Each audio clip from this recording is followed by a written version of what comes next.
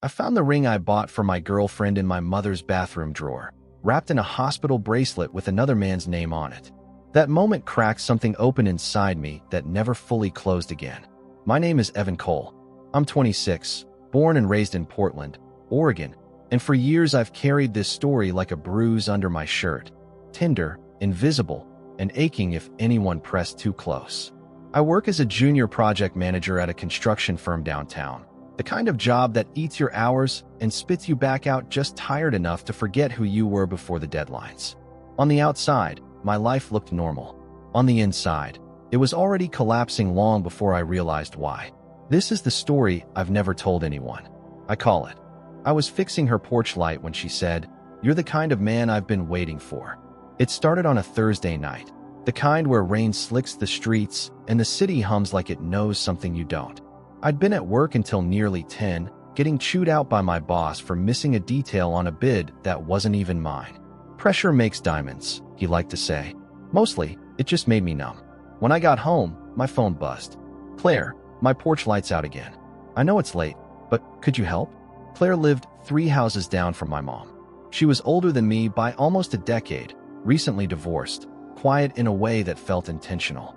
I'd known her since I moved back home to help my mother after her health started slipping. Claire was the neighbor who waved, who remembered names, who noticed things. I grabbed my toolbox and walked through the drizzle. Her porch smelled like wet wood and jasmine. I climbed the ladder, fingers numb, unscrewing the busted bulb while she stood below holding the flashlight. "You don't have to do this every time," she said softly. "I don't mind," I replied, and I meant it more than I realized. When I climbed down, our eyes locked for half a second too long. The rain had plastered her hair to her cheeks. She smiled, small, nervous. "Evan," she said, almost like she was testing how my name felt in her mouth. "You're the kind of man I've been waiting for." The words hit me harder than any insult my boss had thrown that day. I laughed it off. I had a girlfriend, Lena. We'd been together 3 years. We talked about marriage. I'd already bought the ring. But that night, lying in bed, Claire's words echoed louder than Lena's silence.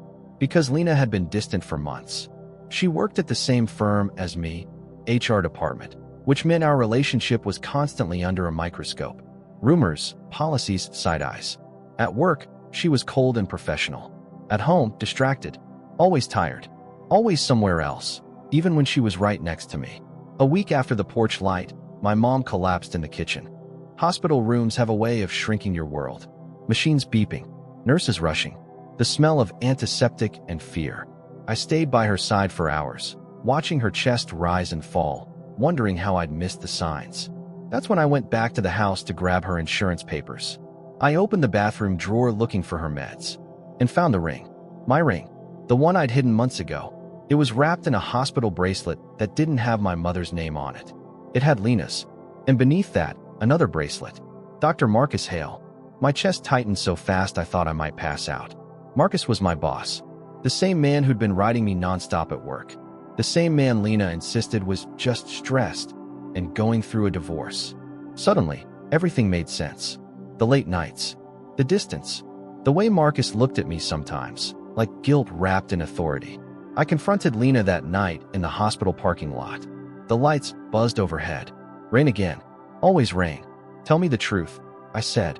My voice didn't sound like mine. She cried before she spoke. That was answer enough. "It wasn't supposed to happen like this," she said. "He understands me. He listens." I laughed, a sharp, broken sound. I listened. For 3 years. She looked away. That was the moment something in me fractured. I stopped sleeping. At work, I made mistakes. Marcus pulled me into his office, shut the door, and told me my performance was disappointing. I stared at the wall behind him, imagining smashing my head through it just to feel something real. Family dinners became interrogations. My aunt hinted. My mother asked too many questions between pain meds. Secrets have a way of leaking through the cracks. And through it all, Claire was there.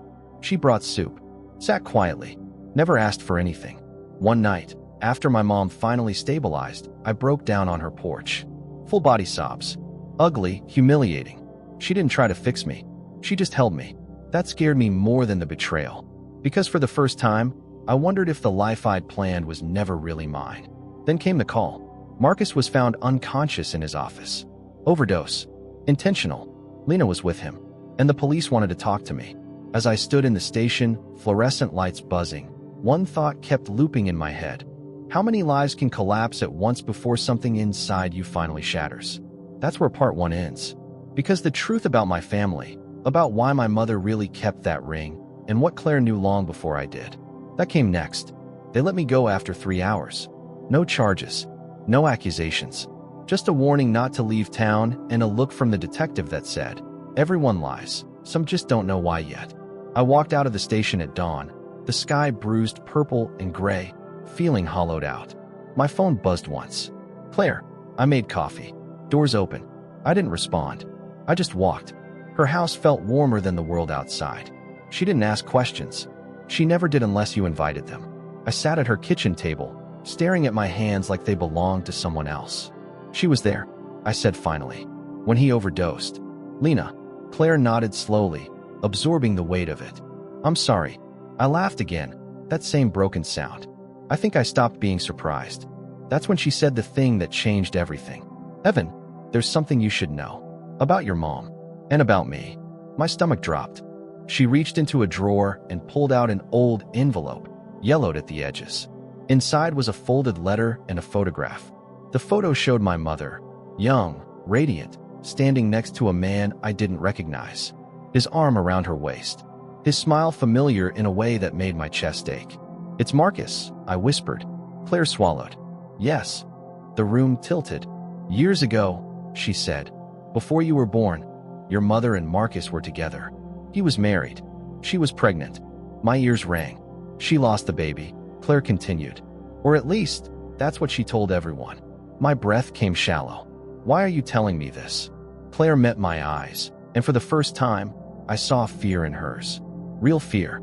"Because Marcus never believed the baby was gone," she said. "And because Lena wasn't the first woman whose life he tangled with through that firm. And because," her voice cracked, "because I was his sister." The words slammed into me like a car wreck. "You're lying." "I wish I were." She told me everything then. How Marcus had grown up brilliant but empty, chasing validation like oxygen. How their family buried secrets instead of healing them. How when she moved into the neighborhood years ago, she recognized my last name immediately. "How long have you known?" I asked. "Since the day you helped me carry groceries inside and mentioned your mom." My heart pounded violently. "So the porch light." "I didn't plan that," she said quickly. "I swear. I tried to keep my distance. But you reminded me of the man Marcus could have been if he'd chosen kindness over power." I stood up abruptly, pacing. My life felt like a script someone else had written. "So my girlfriend was sleeping with my boss, who might be my—" "No," Claire said firmly. "Marcus wasn't your father. Your mother loved someone else. A good man. He died before you were born." I stopped, turned to her. "Then why keep the ring?" Claire looked down. "She knew you were going to propose. And she knew Lena was involved with Marcus. She hoped, somehow, you'd find it before it was too late." Anger surged through me, hot, feral. "So everyone knew except me?" "Not everyone. Just the people who thought they were protecting you." The next day, my mother woke clearer than she had in weeks.